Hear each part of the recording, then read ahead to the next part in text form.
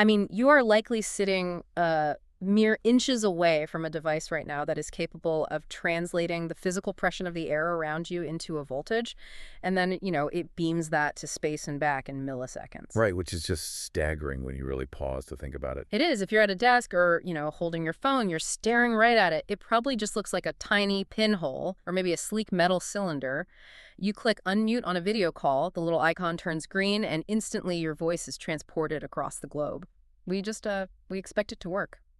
Yeah, it feels entirely magical to us now. I mean, the translation of physical, invisible air pressure into structured digital information is something modern society just treats as a basic given. But when you actually stop and look at how that invisible transfer happens, how we capture sound and turn it into electricity, it is anything but simple. It is a wild, messy story. So today we are taking a deep dive into a massive set of source materials, mostly centered around this incredibly comprehensive Wikipedia article simply titled Microphone. Which is Yeah. quite the read. Oh, it really is. And our mission for you today is to trace this incredible journey.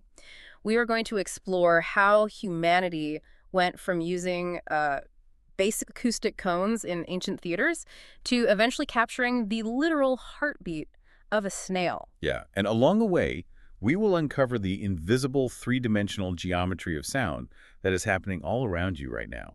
Because the technology inside that little unmute button relies on physics that really challenge our basic understanding of how the physical world operates.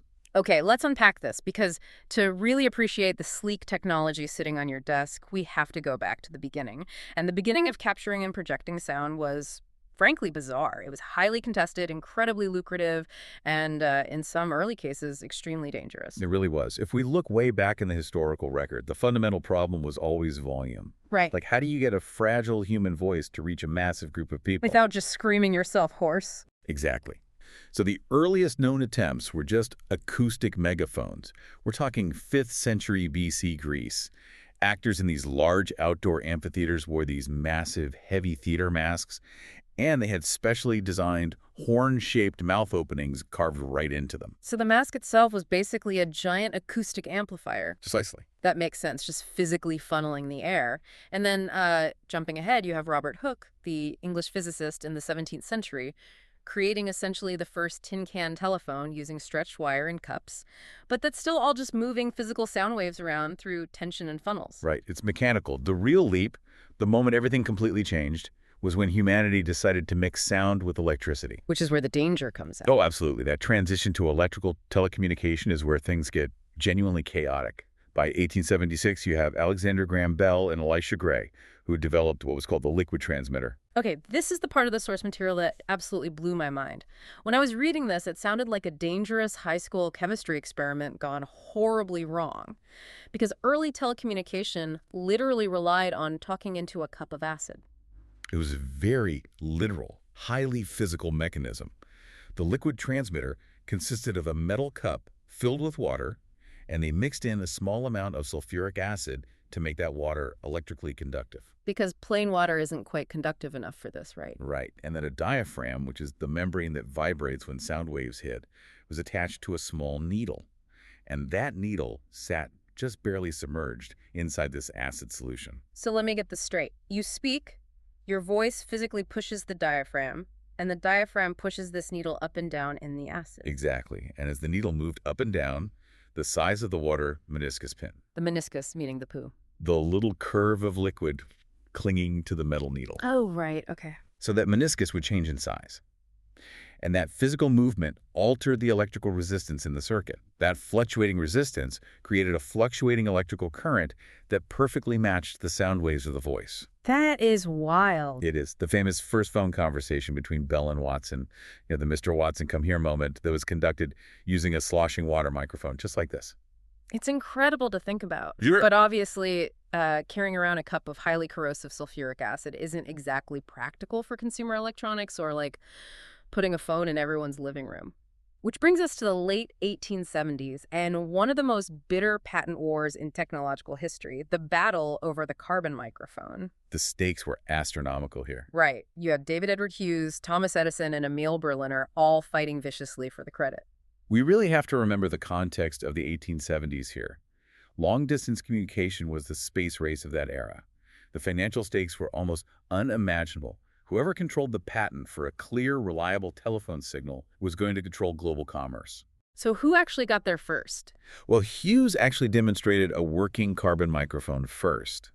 But Edison possessed a formidable legal team and eventually secured the patent after a massive dispute. And then Berliner refined the design for Bell's telephone company just to keep them in the race. But why was the carbon microphone worth fighting over in the first place? Like, what made a capsule full of crushed carbon so special compared to the acid bath? It comes down to a monumental breakthrough in physics, specifically a concept called a Brown's relay. Okay, lay that out for us. So a carbon microphone uses a small capsule filled with loose carbon granules pressed between two metal plates. When sound waves hit the diaphragm, it physically squeezes those carbon granules together. Okay. When they are compressed, the surface area contact between the millions of little granules increases, which lowers the electrical resistance. And then when the diaphragm pulls back, the granules loosen up and the resistance goes up. Wait, I want to make sure I understand this because it sounds like it's just changing resistance again, exactly like the liquid mic did with the needle. It is changing resistance, yes, but the carbon microphone doesn't just pass a weak signal along. It acts as an active amplifier.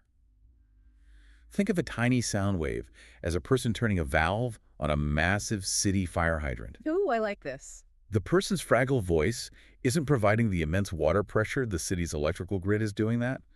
The voice is just the hand turning the valve, releasing a massive surge of electricity to push the signal miles down a wire. Oh, that is a brilliant way to visualize it. It's taking a whisper and using it to turn a massive electrical faucet on and off. Exactly. I mean, before the invention of vacuum tubes or digital amps, this was the only way to make long-distance telephone calls possible. The sound of your voice was physically modulating a massive electrical signal. And that amplification is literally what connected the continents. And this is a big but, while carbon mics were incredibly durable for early phones, I mean, you could drop them, slam them down in anger. The classic angry hang-up. Right. But the audio quality was famously terrible. It sounded muffled, scratchy, and really harsh. So as the world moved into the 1920s, the era of radio broadcasting and commercial music recording demanded something entirely different. The industry needed high fidelity. And that demand leads us directly to the big three microphone technologies that still completely dominate the recording industry today. If you walk into a multi-million-dollar recording studio right now, you are essentially looking at technology invented in the 1910s and 1920s. Yeah, the foundation of modern studio sound began with the condenser microphone. This was invented by E.C. Wente at Western Electric in 1916. And this was the first major leap toward truly lifelike fidelity. So this one throws out the carbon entirely and relies on static electricity, right? It operates on the principle of capacitance. Think of a capacitor as two metal plates sitting very close together, separated by a tiny gap of air holding an electrical charge. Okay, two charged plates. Right. In a condenser microphone, one plate is fixed and solid. The other plate is the diaphragm itself, which is made of a material so incredibly thin and lightweight it's almost microscopic. When sound waves hit that diaphragm, it vibrates, which changes the physical distance between those two charged plates. And because they are holding a charge, changing that tiny distance changes the capacitance, which generates our audio signal. I like to picture it this way for you listening. A condenser mic is like a hypersensitive, ultra-lightweight trampoline. It has virtually no mass, so it picks up every single breath, every lip smack, every tiny acoustic nuance in the room. And that lack of mass is the secret to its detail. It has zero inertia holding it back, so it reacts instantly to the smallest changes in air pressure. That's why legendary mics like the Neumann U47, which was introduced in 1949 with the vacuum tube amplifier, they set the gold standard for those warm, incredibly intimate vocal recordings we associate with classic studio albums. Like Sinatra. Sinatra, the Beatles, they relied completely on that sensitivity. But that sensitivity comes with a heavy trade-off. Condensers are super delicate. And because they need that electrical charge across the plates before you even make a sound, they require an external power source. Right, which the industry calls phantom power. Right. Usually 48 volts sent right up the microphone cable. So if you're in a loud, chaotic, dangerous environment like a live heavy metal concert, a delicate condenser isn't going to survive the night. Not at all. For durability, engineers turned to the second of the big three, the dynamic microphone, invented around 1923. It abandons charged plates entirely and operates on electromagnetic induction. This is where we get the rugged tanks of the audio world. The most famous example from the sources is the Shure SM57, which was released in 1965. You can put an SM57 half an inch away from a screaming guitar amp or a snare drum.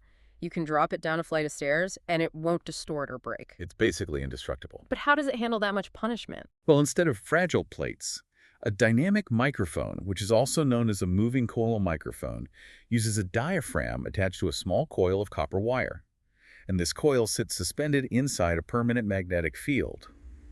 When a massive sound wave hits the diaphragm, it violently pushes the coil back and forth through the magnetic field. It's essentially a microscopic power plant. Exactly. Just like a giant hydroelectric dam spins a turbine inside a magnet to generate a city's power, your voice acts as the wind, pushing that tiny coil through a magnet, literally generating a brand new electrical current out of thin air. It generates its own voltage entirely, which is why it never needs phantom power. It is completely self-sufficient. And here's where it gets really interesting. Because of how a dynamic mic is built, with a membrane attached to a coil sitting in a magnet, it is functionally identical to a loudspeaker.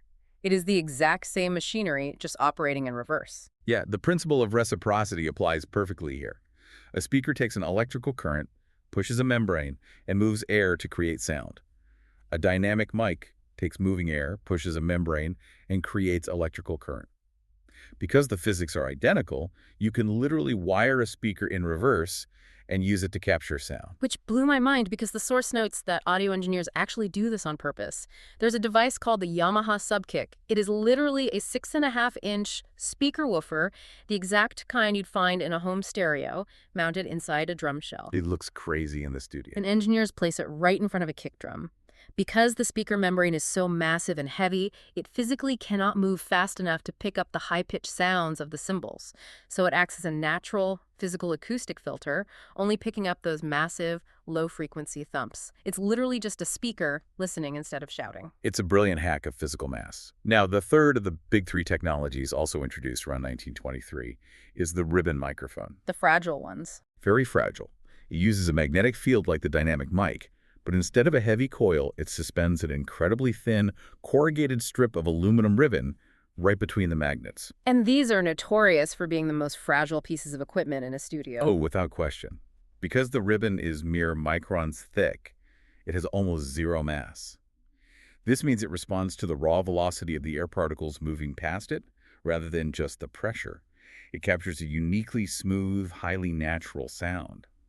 But older vintage ribbon mics could literally be torn to shreds by a careless gust of wind. Wow. Just a strong breeze. Literally.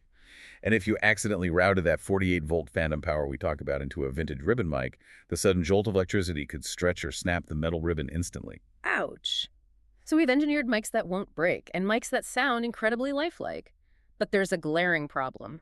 If you put that perfectly engineered microphone in a room with a terrible echo, or on a live stage with screaming fans and blaring amplifiers, it's going to beautifully capture all of that garbage too. Exactly.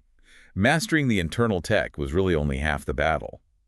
Engineers had to figure out how to control the invisible geometry around the mic to tell it what to ignore. This introduces the concept of polar patterns. These are the invisible three-dimensional shapes of sensitivity surrounding a microphone capsule. They basically dictate the spatial awareness of the device. Let's start with the baseline omnidirectional. Right. Just like it sounds, it hears a perfect 360-degree sphere around the capsule.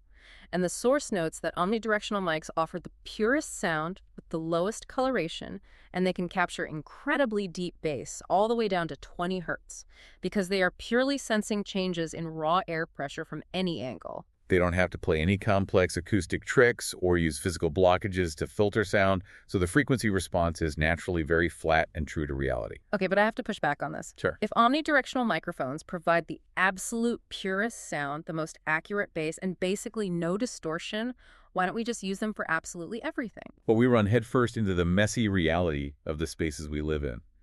Yes, an Omni mic is mathematically pure, but imagine you were recording a singer in a small, square room with bare walls. An omnidirectional mic will record the singer perfectly, but it will also perfectly capture every single ugly metallic echo bouncing off the walls right behind it. Or consider a live concert stage. If the lead singer's microphone is omnidirectional, it will pick up the drums, the guitar amps, and most dangerously, the stage monitors pointing directly back at the singer. Which creates the dreaded feedback loop. The mic hears the speaker, amplifies it, plays it out the speaker, the mic hears it again, and in a fraction of a second, everyone in the audience is covering their ears from that piercing screech. It's terrible. To solve that, engineers had to figure out how to make microphones that only listen in one specific direction. And the foundation of directional listening is the figure eight, or bidirectional pattern. Ribbon microphones actually do this naturally just by their physical design. Wait, let me see if I can picture this based on what we just talked about. The ribbon is suspended between magnets, meaning it's totally open to the air on the front and the back, but the sides are blocked by the magnets themselves. Right. So if a sound wave comes from the exact left or right, it hits both the front and back of the ribbon at the exact same millisecond. That is exactly what happens. It creates a state of acoustic tug of war. The air pressure pushes on the front and the back equally at the exact same time. The forces cancel each other out completely, and the ribbon doesn't move a single millimeter. That is incredibly elegant. It's mathematically blind to the sides. You could place a figure eight mic right above a drum kit, point the blind sides at the loudest cymbals, and it will just effectively ignore them. It's a lifesaver in the studio. But the sources highlight that the most important shape in all of audio engineering is the cardioid pattern. Cardioid meaning heart-shaped. It listens closely to the front, captures a little bit on the sides, and completely rejects sound coming from the rear. And this is the pattern that completely revolutionized live sound. It's why the Shure SM58 is the undisputed king of live vocals. The singer sings into the front of the heart shape, and the stage monitors blasting at the back of the microphone just fall into the rejection zone. No feedback. But how do you actually create a heart-shaped listening zone out of thin air? It involves an elegant trick of physics called superposition. Engineers design the capsule to electronically or acoustically combine an omnidirectional pattern with a figure eight pattern. You lay those two invisible shapes directly over each other. Hold on, I need an explanation here. You're saying a positive signal from one pattern and a negative signal from another combine, and the sound just completely disappears. How does that work in the actual air? Okay, imagine two identical water waves in a pool crashing into each other. If the high peak of one wave perfectly hits the low trough of the other waves, the forces neutralize, and the water goes completely flat. Like they just erase each other. Exactly. Engineers are doing that, but with invisible sound pressure. The positive signal from the front of the figure eight adds to the omni, boosting the front sensitivity. But the rear of a figure eight is out of phase. It's a negative trough. When that negative trough hits the positive peak of the omni signal at the back, they cancel each other out entirely. Flat water. Absolute silence at the rear of the mic. That is genuinely brilliant engineering. What's fascinating here is the physical side effect of this directional listening, which is a phenomenon called the proximity effect. Because cardioid microphones rely on these complex pressure gradients to create their directionality, whenever a sound source gets extremely close to the capsule, like within a few centimeters, the physics of the gradient shift, causing a massive artificial boost in the lowest bass frequencies. Oh, that explains the classic radio DJ voice. That's the one. That's why podcasters and broadcasters always sound so incredibly deep, booming, and resonant. They are getting right up on the mic, intentionally triggering that physical proximity effect to boost their bass. They are playing the physics of the capsule like a musical instrument. They absolutely are. Now, if you need extreme directionality, say, recording dialogue on a movie set where the boom pole is 10 feet away from the actor, you use a shotgun microphone. These are those long, futuristic metal wands, and the way they narrow their focus is amazing. They use an interference tube. The actual microphone capsule is hidden way down at the base of a long tube with tiny slots cut all down the sides. Sound coming straight from the actor goes cleanly right down the barrel to the mic. But ambient distracting sound from the side enters through those different slots. And because the side noise enters those slots at different physical distances along the tube, the sound waves reach the capsule at slightly different times. They arrive out of phase. Returning to our water analogy, the peaks and troughs crash into each other inside the tube, canceling each other out before they even hit the diaphragm. Of course, if you're using a shotgun mic outside on a film set, you have to deal with wind. And the source mentions some of the best terminology in the entire audio industry for windscreens. Because wind isn't really sound, right? It's a massive, chaotic, physical blast of air that causes violent turbulence against the mic capsule. It'll just ruin a recording instantly. To stop it, engineers put the mic inside large, pill-shaped foam cages called blimps or zeppelins. And if the wind is really howling, they cover the blimp in a thick layer of artificial fur. The film industry affectionately refers to these furry covers as dead cats or For the smaller microphones on top of consumer cameras, dead kittens. It looks absurd. It looks exactly like you strapped a fuzzy gray animal to the end of a pole. It looks ridiculous, but the physics are highly effective. You have a massive gust of wind hitting the mic. The thousands of individual fur fibers break up that heavy, blunt force wind into millions of tiny microvortices. Microvortices. Right. It converts the heavy turbulence into microscopic friction, absorbing the kinetic energy completely silently without blocking the actual acoustic sound waves of the actors talking. So we've mastered high-fidelity studio recording, we've conquered feedback on live stages, and we can mathematically filter out wind on a film set. But human curiosity never stops. Once we understood the baseline physics, scientists started pushing audio capture into extreme environments where a standard moving diaphragm would be completely useless. I mean, what do you do if the thing you want to hear doesn't make a sound in the air at all? That's where contact microphones come in. Instead of picking up fluctuating air pressure, they detect solid, physical vibrations. The transducer plate is placed directly against an object. And the examples in the source are stunning.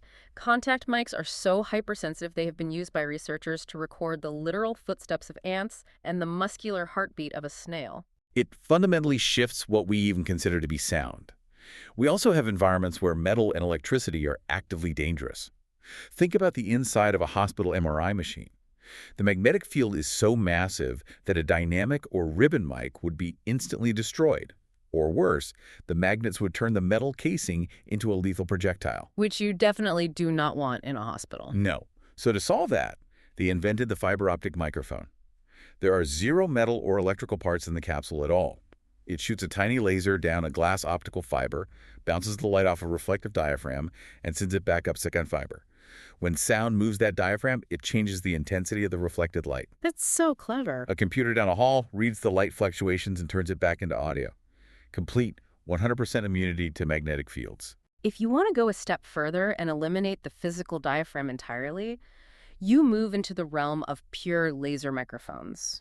You can point an infrared laser at a distant window pane across the street, measure the microscopic vibrations of the solid glass caused by the people talking inside the room, and convert those vibrations back into perfectly intelligible speech. It's straight out of a spy movie. It really is. The source even details an experimental laser mic that bounces light off a moving stream of smoke or vapor in free air. It reads the acoustic disturbances in the smoke itself. So what does this all mean? If we can literally read the vibration of smoke in the air or pull a conversation off a window pane a mile away, doesn't this mean that true privacy is essentially obsolete? If we connect this to the bigger picture, it means our definition of the microphone has to radically evolve. They began in the 1800s as simple telecommunication tools, a brute force way to shout across a long distance. But today, microphones act as literal sensory extensions of the human body. They allow us to perceive the microscopic reality of an ant's footprint, or safely listen inside lethal radiation zones. They have completely surpassed the biological limitations of the human ear. The ultimate proof of that is the experimental plasma microphone. It doesn't use a membrane or glass or lasers. It uses a literal electric arc of ionized gas. Sound waves hit the plasma, change the local air pressure, which alters the temperature and the electrical conductance of the gas itself. It's capturing sound with a controlled lightning bolt. Is a long, long way from a needle bouncing in a cup of sulfuric acid. It is a profound evolution of our mastery over physics. So, the next time you are sitting at your desk and you reach out to click that unmute button on your morning video call, or you put on your favorite headphones to listen to a perfectly crisp, intimate vocal on a classic album, take a second. You are benefiting from over a century of wild, dangerous, and brilliant engineering, from acid baths and crushed carbon to tiny power plants, heart-shaped invisible listening zones, and artificial fur. It really leaves you with an incredibly interesting question about where this trajectory goes next. If we have successfully turned lightning bolts, lasers, and fiber optics into microphones, what happens when we finally crack neural interfaces? Oh, wow, yeah. In the not-so-distant future, we might bypass the physical air pressure of sound entirely. The microphone might cease to be an external piece of hardware sitting on your desk and instead become a direct, brain-to-digital telepathic transducer. No diaphragm, no moving parts, just pure thought converted directly into a signal. Now that is something to think about.